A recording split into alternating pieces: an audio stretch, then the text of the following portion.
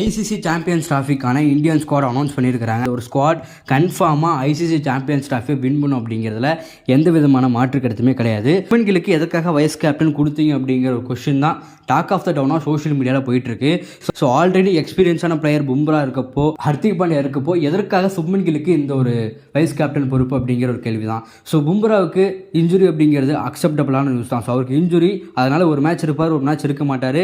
So அவருக்கான vice captain பதவி கொடுக்காதது okay, acceptable. But Hardik Pandya ஒதுக்கிட்டு சுப்மன் கிலுக்கு எதுக்காக வைஸ் கேப்டன் பொறுப்பு கொடுக்கணும் அப்படிங்கிற கொஸ்டின் மார்க் தான். ஹர்திக் பாண்டியாவுக்கு இந்தியன் டீம் மறைமுகமாக என்ன சொல்கிறாங்க அப்படின்னா, ஆல்ரெடி உன்னோட பிளேஸை ஃபில் பண்ணுறதுக்கு நிதிஷ்குமார் ரெட்டி ரெடியாக இருக்கார், நீ நல்லா பர்ஃபார்ம் பண்ணால் நீ டீமில் இருப்ப.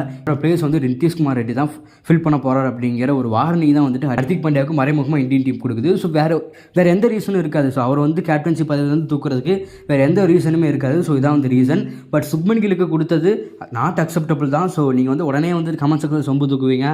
ஸோ ஓடியில் எவ்வளோ ரெக்கார்டு வச்சிருக்காரு தெரியுமா, ஸோ எவ்வளோ ரன் அடிச்சிருக்காரு தெரியுமா அப்படின்னு சொல்லி சொம்பு தூக்கிட்டு இருப்பீங்க. பட் நிறைய மேட்ச் கொடுத்தா, நிறைய சான்ஸ் கொடுத்தா ஒரு 2-3 மேட்ச் நல்லா பர்ஃபார்ம் பண்ண தான் செய்வார்.